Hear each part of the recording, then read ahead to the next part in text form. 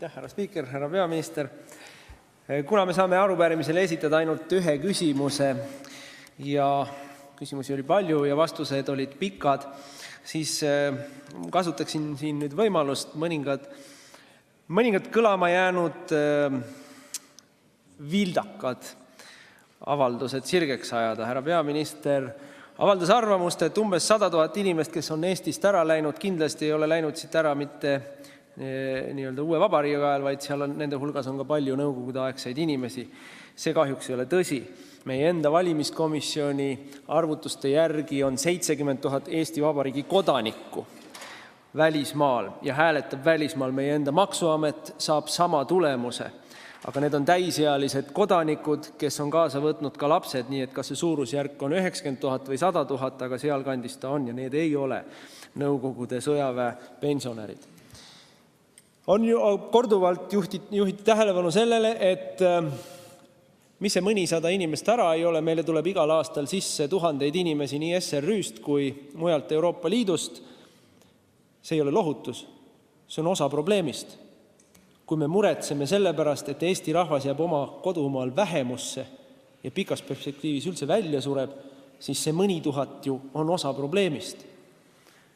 Ja see mõni tuhat ei kao ära ju. Praeguse immigratsioonipoliitika või praeguse üldse migratsioonipoliitika jätkumisel see ei kao ära, nendele lihtsalt lisandub uus seltskond, kes on meie jaoks kultuuriliselt täiesti võõras ja kes on ka selle praeguse immigratsiooni kildkonna suhtes täiesti võõras. Nii et see nagu väga vähe lohutab meid, et meil on tuhandeid inimesi, kes siia saabuvad Ukrainast või Valgevenest või Venemaalt või ka Prantsusmaalt, Hollandist või Taanist.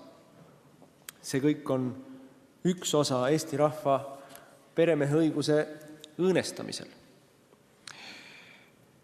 Ja väga suur küsimus, mida on juba eelnevalt küsinud inimesed siit, et kui me keskendume sellele, kuidas olla võimalikult kena nende inimeste suhtes, kes tulevad meile ükskõik millisest maailmakaarest, siis mida teeb valitsus konkreetselt, et tuua tagasi need 70 000 Eesti kodanikku, kes on läinud Soome, Rootsi, Inglismaale, Ameerikasse, Austraaliasse, sest need on ju meie inimesed, need on inimesed, keda me ei pea integreerima, kellele meil ei ole vaja palgata tugiisikut, kellele meil ei ole vaja palgata tõlke ja muid inimesi, vaid nemad oleksid kohe Eesti ühiskonna osad.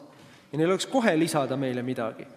Iga Eestis koolitatud inimene, olgu ta lihtsalt tavalise haridusega või kõrgharidusega, on Eesti ühiskonna suur ressurss, ka majanduslik, rahanduslik ressurss. Me oleme tohutult tõstnud teiste riikide majandust oma inimeste näol, kes sinna on läinud ja selle võrra kaotanud Eesti majandust. Mida tehakse, et neid inimesi Eestisse tagasi tuua? Mitte mingit plaani ei ole, räägitakse 1% sotsiaalmaksu langetamisest. Nali.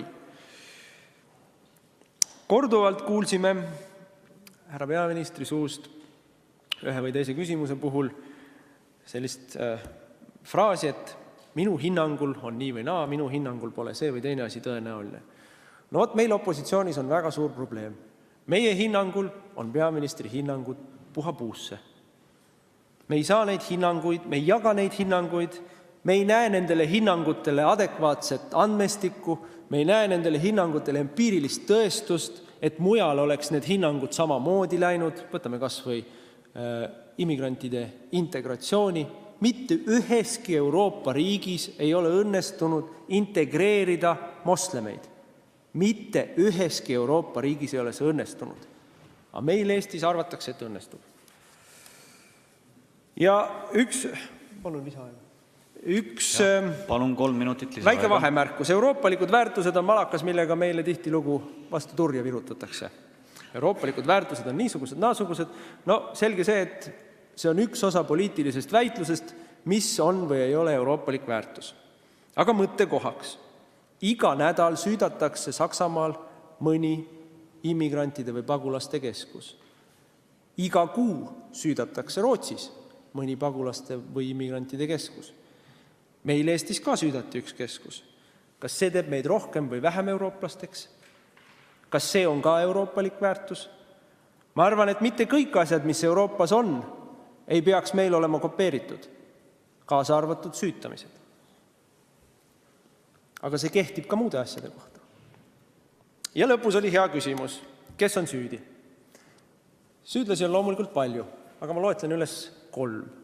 Esiteks on süüdi Saksamaa ja Angela Merkel, kes on tagant õhutanud inimesi saabuma Euroopasse, sest ülempiiri ei ole, kõik on teretulnud, meil on uksed avatud.